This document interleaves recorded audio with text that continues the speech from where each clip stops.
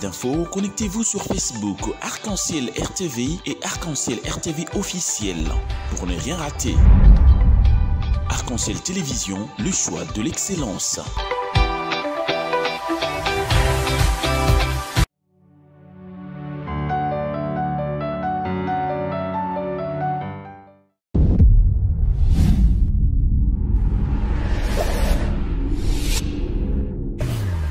Merci, monsieur. Merci à vous tous qui nous regardez.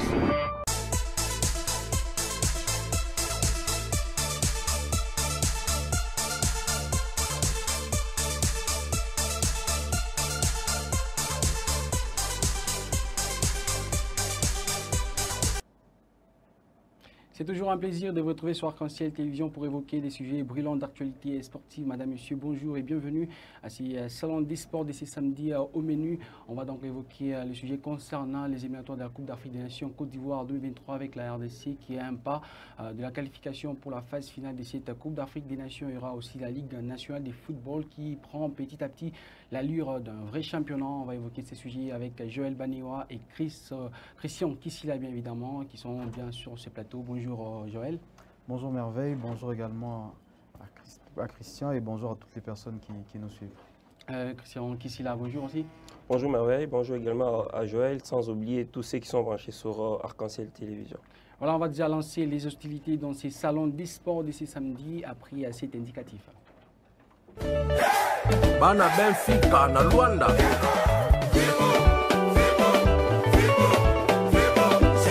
Boss Gauzu.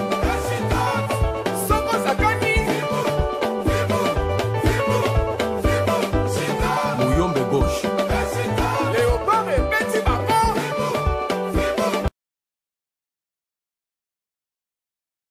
Voilà qui nous indique déjà notre premier sujet, c'est concernant les Léopards de la RDC qui jouent tout à l'heure face à l'équipe du Soudan. Un match vraiment crucial pour les Léopards de la RDC, Joël Banewa, qui doivent gagner ou bien encore faire un match nul pour espérer se qualifier à la prochaine Coupe d'Afrique des Nations. Oui, l'équipe de la RDC, ce qui est vrai, est en train de réaliser une chose qu'on ne pouvait pas imaginer au début de cette campagne des éliminatoires pour la prochaine Coupe d'Afrique. L'arrivée de l'entraîneur français Sébastien Desabre a vraiment donné un nouveau souffle à cette équipe nationale de la RDC. Aujourd'hui, au stade où nous en sommes, la RDC a quasiment un pied à la prochaine Coupe d'Afrique des Nations. Ce qui est vrai, c'est qu'il faudrait gagner ce match. Et quand on regarde la composition de ces groupes, l'état actuel de ce groupe, c'est que même les Soudanais en venant ici, ils savent qu'eux aussi ont la possibilité de se qualifier. Donc il faudrait vraiment, pour le match de tout à l'heure là, avoir beaucoup d'humilité. C'est vrai que le stade sera en notre faveur, l'environnement sera en notre faveur, mais l'équipe soudanaise vient aussi chercher sa qualification. Et tout est ouvert dans ce groupe. Donc les Soudanais viendront chercher leur qualification. C'est aux Léopards de répondre présent. Et ce qui est vrai, c'est que l'équipe soudanaise a peut-être moins d'expérience dans ce genre de grands matchs, a peut-être moins de force dans ce genre de grands matchs, mais ça peut être très difficile pour les Léopards, surtout que Desabre joue un peu avec l'effectif. Parfois, il enlève un tel, il remet un tel. Et surtout pour cette fois-ci, il a presque réaménagé son groupe. Oui, il a vraiment bougé, le groupe. Il y a quelques absents quasiment importants dans le groupe. C'est là qu'il faudrait vraiment être soudé, faire un bon travail. Je pense que la détermination, l'entrée en jeu, les premières minutes, c'est ce qui va donner le tempo. Parce que dans ce genre de match, vous avez le public qui est avec vous. Si tout de suite, vous mettez l'adversaire mal à l'aise, l'adversaire peut craquer le plus vite possible. Mais sinon, si on tombe dans les jeux des Soudanais qui ont eux aussi une stratégie pour peut-être affaiblir les Léopards, marquer un but, jouer en contre, il faudrait vraiment être souple sur ce point-là, être réaliste devant le poteau. C'est ce qui peut sauver l'équipe de RDC, surtout qu'il y a des bons attaquants qui sont présents dans la ligue. Christian Kissila, la RDC qui doit nécessairement gagner, surtout elle va jouer au stade de Martyrs après un long moment. Des retrouvailles avec ces grands stades de Martyrs et aussi des retrouvailles avec le public de Kinshasa pour peut-être confirmer cette qualification-là à la prochaine Coupe d'Afrique des Nations. C'est quand même très important pour cette sélection de la RDC parce que ça faisait très longtemps qu'ils avaient joué au stade de Martyrs. La dernière rencontre qu'ils avaient joué au stade de Martyrs, c'était face au Maroc lors des éliminatoires de la Coupe du Monde. C'était soldé sur un match d'un but partout. Et les Léopards de la RDC qui sont là pour jouer cette rencontre, pour la gagner, bien évidemment, parce qu'ils sont vraiment déterminés. C'était, en tout cas, on n'avait plus de l'espoir pour voir la RDC se retrouver à ce niveau-là de la compétition, de ces éliminatoires. Mais avec Sébastien Desabre, on a cru jusqu'à la fin. Nous pensons qu'aujourd'hui, ils vont faire un très bon résultat parce qu'ils sont vraiment déterminés, se qualifier et prendre la première place. Ça va bien évidemment nous permettre de nous classer dans un très bon groupe parce que quand on termine premier, nous avons beaucoup plus d'avantages lors de la phase finale. Et il faut rappeler également, il faut rappeler, Joël venait de le dire, que dans ces groupes, chaque nation a la possibilité de se qualifier, même le Soudan, même le Gabon, soit la Mauritanie, parce que tout peut se jouer, tout peut être possible pour n'importe quelle équipe. Nous sommes partis battre le Gabon à l'extérieur et ça peut être aussi de la même façon avec le Soudan. Le Soudan peut venir aussi battre la RDC à Kinshasa. C'est difficile, mais ce n'est pas impossible. Et donc, nous pensons au travail rabattu jusqu'à présent Sébastien Desabre et son groupe, bien qu'il y a des modifications par-ci par-là. On espère qu'il va nous concocter un 11 de départ qui pourra être à mesure de, bien évidemment, de donner la victoire à la RDC. Alors, on va revenir sur la question en rapport avec les 11 de départ par rapport à cette équipe de la RDC. On prend d'abord Sébastien Desabre dans la conférence d'avant-match hier. Il a estimé que son équipe est prête pour jouer et aussi s'est qualifiée pour la prochaine Coupe d'Afrique des Nations. On va prendre la conférence de Sébastien Desabre, on revient tout juste après. C'est un match à enjeu, mais d'abord, notre préoccupation, nous, c'est de s'améliorer de match en match. On avait fait un beau match au Gabon, on reste sur une bonne dynamique, même s'il y avait pas mal de choses à régler. Donc en tant que coach, ce que je leur demande, c'est de penser au jeu. Nous, on est là pour jouer, on n'est pas là pour avoir trop de pression qui peut nous faire déjouer. Donc ça, il faut passer ce message aux joueurs. Nous, on a envie de faire un bon match. On sait qu'avec la qualité qu'on a, et le sérieux que les joueurs mettent, si on fait un bon match, on aura de grandes chances de l'emporter. Après, c'est vrai que dans ces qualifications, on est parti.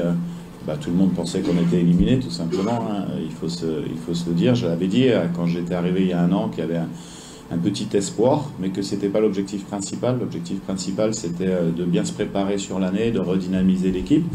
Maintenant, les garçons ont tellement bien travaillé sur les stages d'avant qu'ils méritent cette possibilité d'aller à la CAN. Ça va être un match difficile demain. Il n'y a pas de match facile en Afrique. On l'a vu encore avec Algérie, Tanzanie hier où il y a 0-0. Donc il n'y a pas de match simple. L'équipe du Soudan est une équipe qui a battu le Gabon, qui a battu la RDC. Donc on ne bat pas le Gabon et la RDC si on n'a pas de qualité. Nous, on est en éveil par rapport à ça. On est chez nous, on a envie de montrer une bonne image de notre équipe. Mais ce qui est sûr, c'est que les garçons sont extrêmement motivés pour découvrir la CAN en Côte d'Ivoire, en sachant que sur l'effectif d'aujourd'hui, on doit avoir à peu près 5 joueurs qui ont déjà participé à une CAN et beaucoup de joueurs qui souhaitent aller pour la première fois. Voilà, on a suivi Sébastien Desabre. Lui, il est vraiment sûr par rapport à son équipe, par rapport à la manière dont il a vécu avec son groupe depuis le début de la semaine. Joël Baniwa, déjà dans son esprit par rapport au 11 de départ, parce qu'il y a beaucoup de questions qui se posent déjà concernant le poste de numéro 9. Aujourd'hui, on a un joueur comme Fiston Kalalamaele qui confirme en club. Aujourd'hui, il est à l'équipe de Pyramide FC. Il est en train de gagner aussi la confiance. Et dans l'équipe nationale, après son match face au Gabon, la même chose. Et aujourd'hui, il y a un retour d'un certain Cédric Bakambu. Comment les choix sera fait par rapport à ces deux joueurs? Alors, ce qui est vrai, c'est que quand on est Cédric Bakambu, quand même, c'est un attaquant qui a beaucoup fait pour l'équipe nationale et c'est parmi les meilleurs de l'équipe nationale. Pour un match aussi important, avec la personnalité de Bakambu, c'est quelqu'un qui pèse dans le vestiaire, c'est un cadre du vestiaire, il est à l'équipe nationale depuis très longtemps. En tout cas, je le vois mal commencer ce match sur le banc. Après, ce qui est vrai, c'est que la concurrence de Jackson Muleka et celle de Fiston Kalalamaele n'est pas à prendre à la légère non plus, parce que c'est des garçons qui sont vraiment en forme. La meilleure des solutions, et selon moi, ce serait de faire commencer Bakambu. En faisant commencer Bakambu, on verra ce qu'il fera pendant 60-70 minutes. Et derrière, parce qu'il est plus facile pour un mec comme Jackson Muleka ou un mec comme Fiston Kalalamaele d'entrer en cours de match et de marquer, parce qu'il aura le souci de prouver, de se créer une place. Voilà. Parce que ce qui est vrai, même dans la tête de l'entraîneur, Kalalamaele n'avait pas cette importance qu'il a aujourd'hui. Voilà. Parce que c'est au match du Gabon qu'on a réellement vu ce qu'il était capable de faire avec le maillot de l'équipe nationale. Donc, mais c'est valable aussi pour Muleka. Est-ce que Kalala Maele, Jackson Muleka, ils ont les épaules pour supporter ce genre d'événements? Parce qu'on vous attend au tournant, vraiment. Exactement, surtout que c'est au stade de Martyr. Voilà. En tout cas, je vous dis, la pression du public du stade de Martyr, loin de moi l'idée de dénigrer la belle ambiance qu'il y avait au stade Mazembe, mais la pression du stade de Martyr, c'est autre chose. Bakambu, il a déjà vécu ce genre de match. Il a déjà vécu ce genre de match. Aujourd'hui, il joue à Galatasaray, un club où on connaît la ferveur des supporters. Donc, il a les épaules pour encaisser ça. Mais les deux jeunes qui sont derrière lui, ça sera un peu plus compliqué. Mais de toute façon, l'homme se découvre devant l'obstacle. À un moment donné, il faudrait leur donner leur chance. Mais pour ce match ici, je pense que Bakambu partira titulaire, mais Kalala Maele, à un moment donné, si l'entraîneur ne le fait pas entrer, connaissant le public de Kinshasa, s'il y a un problème et que Bakambu n'arrive pas à trouver la solution, c'est Kalala Maele qui va monter sur le terrain sans aucun doute. Question ici là. En tout cas, c'est tellement difficile de prendre une telle décision, de mettre Bakambu sur le banc, du fait qu'il a manqué le match face au Gabon. Et ce sera très important et très nécessaire de le voir jouer, de commencer ce match-là. Par complaisance ou bien parce qu'il est en forme? Non, il est très en forme avec son équipe de Galatasaray. Moi, je pense que lui donner encore cette confiance-là va faire l'affaire dans cette équipe parce que c'est parmi aussi les anciens joueurs de cette sélection de la RDC. C'est vrai, Fiston Haï a marqué un très beau but lors de la manche retour face au Gabon. Le but qui avait donné beaucoup plus de la confiance à la RDC pour ces matchs-là. C'est vrai, on ne peut pas s'en passer de lui, mais c'est bien quand même si on peut commencer avec Bakambu et voir ce qu'il pourra donner dans le 45, soit 55e minute. Et après, on pourra voir soit c'est Muleka, soit c'est Maele qui va entrer à la place de Bakambu. Ce qui est vrai, c'est que vous connaissez très bien les exigences des fanatiques de Kinshasa, des sportifs de Kinshasa. Et donc, rassurez-vous que quand il n'y a pas de but dans les 60e minutes, il sera toujours en mesure de demander la présence d'un joueur parmi les deux qui vont rester sur les bancs. Voilà. De Kinshasa. Exactement. Exactement. Et donc, c'est très important. Et pour moi, en tout cas, c'est difficile même à Sébastien Desabre de prendre une telle décision, de titulariser Maele à la place de Bakambu, soit Muleka à la place de Bakambu. En tout cas, c'est pas fameux de prendre ces genres de décisions. Et si je peux même rajouter, parce que le choix est vraiment difficile. Parce que ce qu'il faudrait éviter, c'est de frustrer l'attaquant que représente Bakambu. En le mettant sur le banc, Bakambu ne sera pas content. Par rapport à son ego, il ne sera pas content.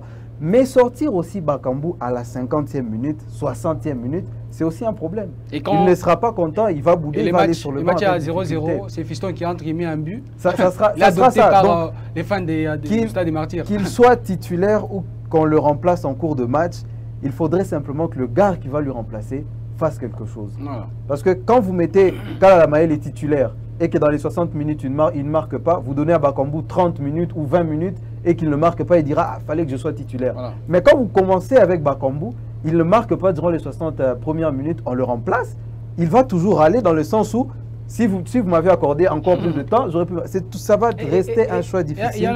Il doit vraiment être fort l'entraîneur et choisir son avant-centre. Une autre paire de manches par rapport à ces joueurs-là, Bakambu, dans quelle disposition tactique Sébastien Desabre peut les mettre pour lui permettre d'avoir cette facilité de marquer les buts aujourd'hui? Moi, je pense vraiment qu'il faut rester dans ce 4-3-3-là avec Mecha qui est à droite, qui est vraiment en forme, on n'en parle pas assez. C'est un joueur qui a fait des très belles, une très belle avec Young Boys, des Young Boys de Berne pendant les phases préliminaires, exactement. Et de l'autre côté, on va remettre forcément Yohan Wissa de l'autre côté. Pour moi, le 4-3-3, c'est la meilleure disposition. Et surtout que Bakambu, il a un peu plus d'affinité avec ces gens-là. Il a déjà joué avec Wissa, il a déjà joué avec Mecha Kelia. Derrière, il connaît comment Mutusami fonctionne. C'est le 4-3-3 qui sera favorable pour Bakambu, même pour les autres attaquants. Voilà. Christian? Très d'accord avec Joël parce que regardez le match qu'on a joué avec ce système-là, avec les deux. Donc, Wissa et Elia, par exemple, lors du match face à la Mauritanie au stade Mazembe, derrière le 3 là, avec Bakambu, justement, il y avait Bongonda ainsi que Aaron Chibola, sans oublier Moutoussamy.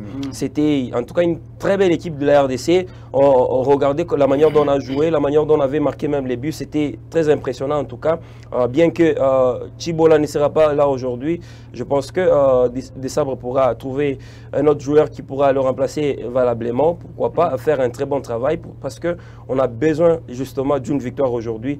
On ne peut pas passer au match nul parce qu'il y a ces systèmes-là de vengeance qui doivent intervenir dans cette rencontre. On avait perdu lors de la manche aller face au Soudan, 2-1, et donc gagner aussi la manche retour à Kinshasa sera une très bonne chose pour cette sélection de la RDC. Et toujours sur cette équipe de la RDC, il y a aussi l'intégration qui va se poser par rapport aux nouveaux joueurs, les nouveaux Lopar sélectionnés. Sébastien Sabah, il est temps de vivre avec eux pendant toute la semaine. Peut-être on va avoir des surprises aujourd'hui dans le 11 de départ, éventuellement. Alors moi je crois que pour ce match-là, il ne faut pas prendre ces risques-là. Il ne faut pas prendre ce risque-là de nous mettre, par exemple, Piquel, que j'ai vu, qui vient d'arriver, nous mettre ce jeune joueur titulaire aujourd'hui. Ce sera vraiment un grand risque. Après, il y a de ceux qui étaient déjà là lors du dernier rassemblement qui n'ont pas joué. Oui, comme Joris KMB. Joris KMB, par exemple, qui sont revenus. Et il y a aussi des retours, par exemple, comme Edo KMB, qui n'était pas là lors de la précédente sélection. Il est aussi revenu. Il y a un équilibre à trouver. Mais moi, je pense que ce sont les anciens qui vont jouer. Et je crois aussi, surtout, que ces jeunes-là qui sont là, ils sont plus venus aussi prendre la température, voir comment l'équipe nationale fonctionne. Voilà. Ils auront leur temps, je pense, un peu plus tard. Mais pour le match d'aujourd'hui, ça serait vraiment très tôt de les faire débuter dans cette équipe nationale de RDC. C'est même là l'erreur qu'avait commis l'ancien sélectionneur Hector Cooper dans le match retour contre le Gabon. L'effet de laisser des Kebano qui étaient là depuis longtemps, c'est eux qui ont l'expérience de ce genre de match. L'effet d'avoir mis certains cadres sur le banc, c'était vraiment pas très intéressant. Ça, c'est un match capital et je crois que eux-mêmes, les joueurs, ont tiré la leçon de ce qui s'était passé contre le Maroc et ils vont certainement imposer peut-être leur veto pour que certains joueurs, en tout cas les tout jeunes, les tout nouveaux qui sont venus, ne prennent pas un rôle important dans ce match ici parce que ce serait les surprendre d'abord eux-mêmes et ça sera un très grand risque. C'est la charge de ces matchs-là. Exactement, c'est un match à très fort en jeu et ce serait difficile de faire débuter un jeune. Il rate ce match-là et ça va rester dans sa tête. Ça peut même le frustrer, le faire peut-être fuir l'équipe nationale. Ils sont jeunes, on a besoin d'eux parce que quand on va les chercher en Europe, c'est parce qu'ils ont du potentiel. On les ramène pour voir qu'ici, on a besoin de vous. Et ils vont prendre goût à ça. Ils vont découvrir le stade de Martyrs pour la plupart d'entre eux et ils vont prendre goût à ça. Mais je ne pense pas qu'aujourd'hui, il y aura ce risque-là qui sera pris de prendre des jeunes et les faire débuter. Et du côté des adversaires de la RDC, les Soudans, il y a quelques problèmes parce que les Soudans est en guerre et ça fait très longtemps. Il y a eu un championnat du côté du Soudan. On va suivre d'abord les coachs du Soudan en conférence d'avant-match. C'était hier. Il parlait aussi par rapport à cette situation de guerre au Soudan. Et maintenant, pour constituer son équipe, il s'est concentré sur les deux équipes phares de cette équipe du Soudan, bien évidemment. El Merir et aussi Al Hilal du Soudan. On va suivre les coachs des Soudanais dans cette conférence de presse. Le football m'a appris que jamais le match est fini jusqu'à ce que l'arbitre siffle la fin du match. Donc, on a toujours le temps devant nous. On a notre dernière chance. On va le jouer jusqu'au bout. On va jouer notre dernière carte. On est ici pour gagner les 3 points. Parce que le football, c'est ça. Tu peux jamais prétendre le résultat avant le match. Donc, on est ici pour jouer notre chance. C'est notre droit, c'est légitime. Donc, espérons que le match va se jouer dans des conditions de fair play et le meilleur va gagner le match. Comme vous le savez, le Soudan est un pays en guerre.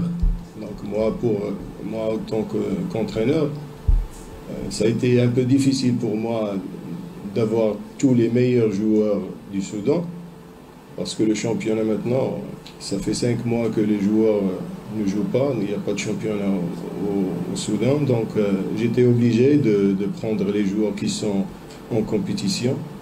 Donc le côté physique, ça compte. Donc on a pris les joueurs de Hilal et de Merir. La majorité de l'équipe, c'est des joueurs de Hilal et de Merir. Il y a l'autre moitié de l'équipe olympique, les bons joueurs de l'équipe olympique. Donc, on a rassemblé les meilleurs, ceux qui sont prêts. On s'est bien entraîné pour ce match-là. On connaît notre adversaire. On le respecte. Voilà, on a suivi le coach du Soudan. Il a dit voilà, par rapport à la situation des guerres du côté du Soudan et il s'est concentré sur ces déformations-là qui constituent bien évidemment l'équipe nationale. Avec cette difficulté, Christian Kissila, la RDC a un bouton de plus par rapport aux Soudanais qui doivent gérer des problèmes extra-sportifs et aussi le problème de cette qualification-là à la Coupe d'Afrique des Nations. Nous avons toujours un bouton de plus parce qu'on joue premièrement à domicile. Deuxièmement, nous sommes le premier dans le groupe I. Et troisièmement, nous sommes parmi ceux qui seront qualifiés déjà parce que ce qui est vrai, c'est que c'est vraiment difficile pour moi. Je l'ai dit déjà dès l'entame, c'est difficile pour voir cette sélection soudanaise venir battre les Léopards de l'RDC à Kinshasa, vu qu'ils sont vraiment déterminés de se venger parce qu'ils avaient perdu lors de la manche aller. Et ces soucis-là des vengeances ne vont pas chipoter les affaires de Léopards? Je ne pense pas vraiment parce que Sébastien Desabrahi a commencé à préparer cette équipe depuis longtemps et il a ces besoins-là de faire que cette sélection de l'RDC puisse être respectée parce que regardez, quand il a pris cette équipe lors de la manche aller face aux Mauritaniens, c'était quelqu'un qui avait permis à chaque joueur d'entrer avec son téléphone sur l'heure des jeux avant le match, bien évidemment, de prendre les vidéos, voir la chaleur qu'il y avait au stade et voir le soutien de fanatiques qui sont arrivés dans ces stades-là. Et quand ils sont rentrés, regardez la manière dont ils sont entrés sur les terrains pour jouer face à la Mauritanie. Quand ils sont partis lors de la manche retour, c'était presque la même chose. Ils s'étaient déterminés à battre cette formation mauritanienne, bien qu'on a obtenu le carton rouge qui avait chassé Bakambu sur l'heure des jeux. Face au Gabon, la même chose. Et donc, je me dis que voir les Soudans venir battre la RDC à Kinshasa, c'est vraiment très difficile, même à 1000%, parce que les Léopards sont déterminés. Et voyant ce qu'ils sont en train de venir aujourd'hui, c'était très difficile de voir des joueurs comme Joris Kayembe revenir en sélection, Silas venir en sélection. Ils ont pris le goût, ils ont été appelés par les sélectionneurs, ils ont besoin de représenter le couleur de la RDC. Moi, je pense que cette détermination, c'est ce qui va donner cette victoire précieuse à la sélection de la RDC cet après-midi. Voilà, Joël, ce n'est pas un trompe-l'œil, c'est dire, voilà, les Soudans ont des problèmes, nous on joue au Stade des Martyrs. Et cette confiance-là et aussi les soucis de vengeance ne va pas, on va dire, en quelque sorte, cochonner les affaires de la RDC. Non, la seule façon de voir la RDC n'est pas aller à la CAN, ce serait de voir la RDC n'est pas jouer, tout simplement. Parce que si les Congolais, avec toutes les qualités qu'on a, si on se met nous-mêmes à se faire peur, on ne va pas jouer, on ne va pas se qualifier. Parce que peur dans quelle mesure? Dans le sens où, quand on regarde la différence d'effectifs d'abord, on est capable de voir que la RDC est supérieure au Soudan. Ouais. Le véritable adversaire de la RDC, à mon avis, sera la RDC elle-même. Parce que les Soudanais, ça, pour moi, ils nous trompent en disant que non, problème extra-sportif, il y a la guerre et tout ça. Non! Les Ivoiriens, à l'époque de Didier Drogba, il y avait une guerre civile entre les Ivoiriens eux-mêmes. C'est à cause de cette raison-là, ils se sont motivés, ils ont gagné les matchs et ils ont lancé un message au peuple pour dire que non, nous on est qualifiés, il faudrait que tout c'est comme ça que ça se passe. En RDC, nous on a fait des grandes choses en ayant toujours de problèmes extra-sportifs. Ce n'est pas moi qui vais venir vous expliquer ça ici. En RDC, il y a toujours des problèmes. Des joueurs qui montent sur le terrain, qui n'ont pas reçu leur prime. Des joueurs qui montent sur le terrain, on ne les a pas respectés la veille, on les a insultés. Il y a toujours de problèmes. Mais les problèmes extra-sportifs, surtout dans l'équipe nationale, ça n'a pas beaucoup d'importance. Ça ne prend pas beaucoup d'impact. Parce que la différence avec les problèmes extra-sportifs dans les clubs, c'est que le club, vous vivez avec constamment. Mais l'équipe nationale, quand on vient d'abord pour l'amour du pays, l'amour du maillot. Parce que dans un club, tu peux te dire, voilà, je vais boycotter ça, au mois de juillet, je vais aller dans un autre club. Mais on ne change pas d'équipe nationale. Donc quand on joue pour son équipe nationale, on joue avec le cœur et tout son âme. Moi, je pense qu'on doit être prudent, se méfier de cette équipe. Ils ont leur qualité. Les joueurs de Al Hilal et de Al Merreikh, ils ont leur qualité. C'est quand même des équipes qui commencent à pointer le bout de leur nez en Afrique. Donc, c'est des joueurs qui ont des qualités. Ils vont jouer sur des petites erreurs que la RDC vont faire, à mon avis en tout cas. Donc, si les Congolais, comme je l'avais dit tout à l'heure, si on débute bien ce match, on fait comprendre aux Soudanais tout de suite qu'aujourd'hui, vous n'avez pas de chance. Ils vont se retirer et on va gagner facilement ce match. Mais si la RDC se met à jouer d'une façon un peu bizarre. Et sans la chance aussi aux Soudanais de s'exprimer sur les terrains. Exactement. Dès qu'ils vont commencer à laisser le ballon, ils vont donner la confiance aux Soudanais. Et ces joueurs-là ne manquent pas de qualité. S'ils ont battu la RDC une fois, ils sont capables de refaire ça. Voilà. Ce qu'on va suivre déjà à 18h de Lubumbashi, les matchs RDC-Soudan. Bien évidemment, un peu de pronostic. RDC va gagner combien de 0, Christian? En tant qu'analyste, je préfère que le meilleur puisse gagner la rencontre. Et en tant que Congolais, je préfère que la RDC puisse battre cette sélection donnaise sur le score de 2-0. Joël?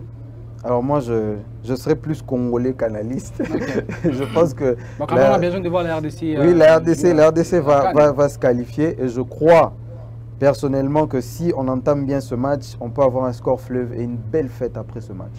Voilà, à présent on va parler de la Ligue nationale de football, notre championnat national. Malgré les quelques tractations avant son lancement, les championnats prend petit à petit des allures fulgurantes avec des matchs qui se jouent et aussi quelques petits bémols avec des forfaits. On va commencer par là, Sangaba Lende qui a quand même érigé son QG ici à Lubumbashi, mais cette équipe n'arrive pas toujours à jouer, à lancer sa saison en Ligue nationale de football. Joël Banioua, on n'arrive toujours pas à expliquer cette situation avec l'équipe de Sangaba Lende. Ça fait déjà 2 forfaits enregistrés. C'est ça même l'éternel problème, à mon avis, du football congolais.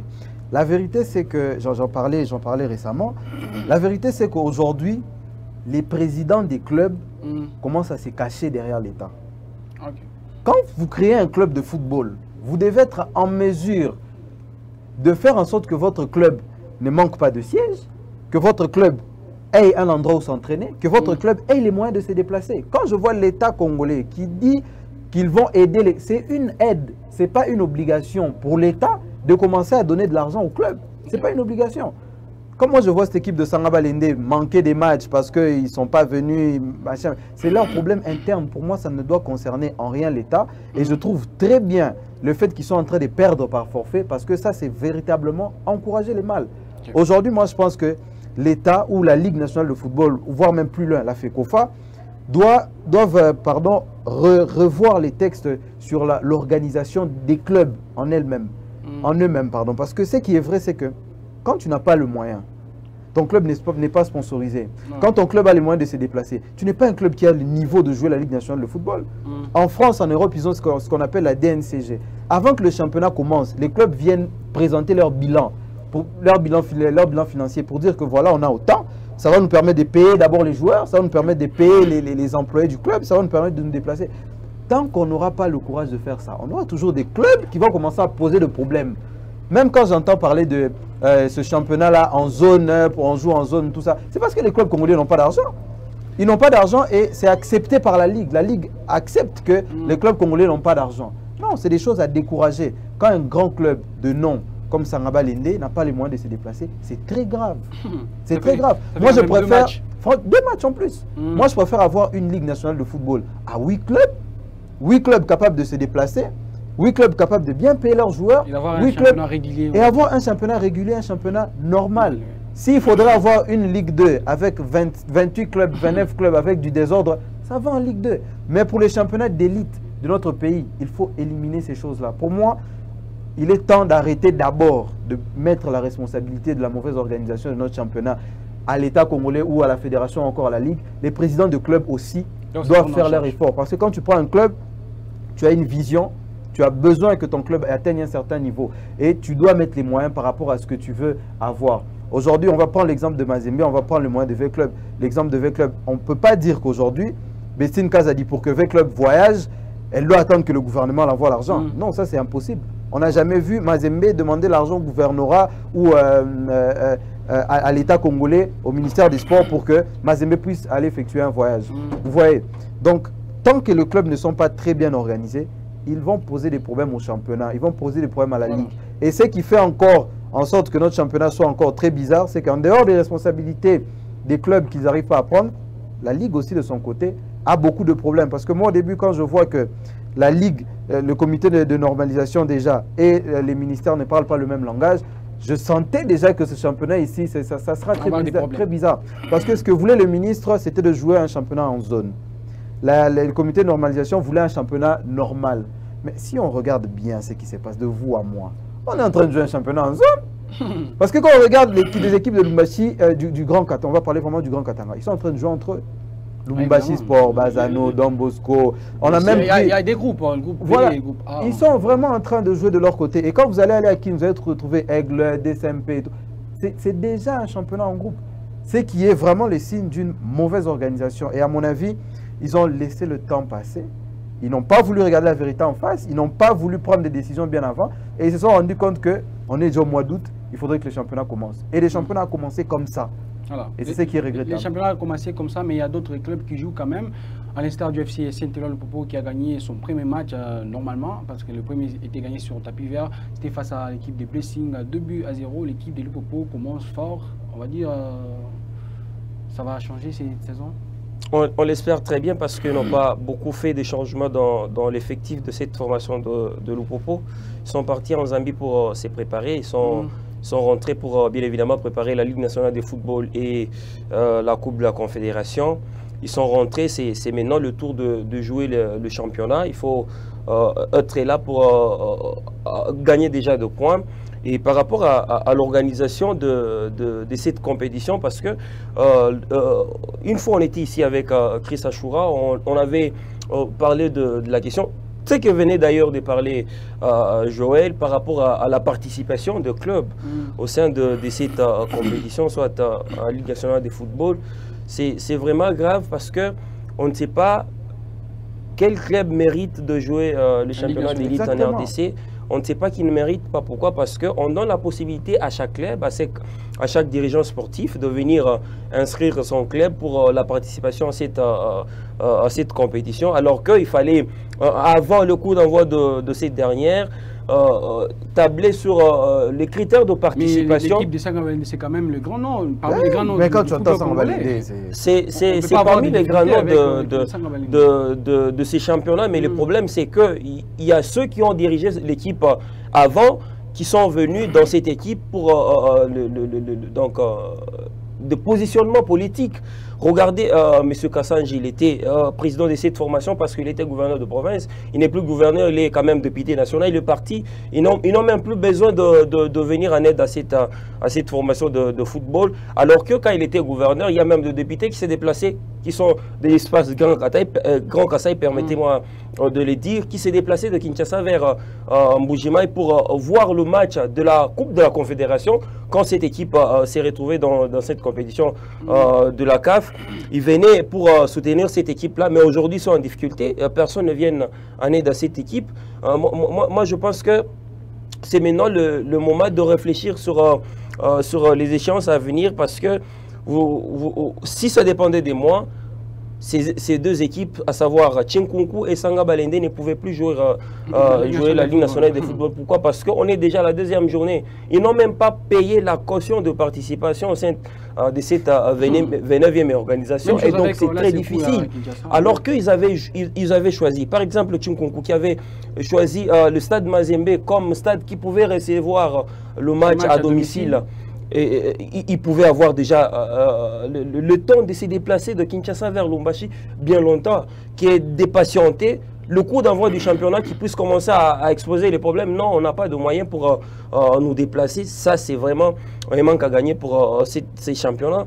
Moi, je pense qu'il fallait étudier tous les paramètres. Déjà dès le coup d'envoi de ces championnats, même pas avant que les championnats puissent commencer, pour ne pas se retrouver dans ce genre de problèmes, parce qu'il y a maintenant de forfaits par-ci, par-là.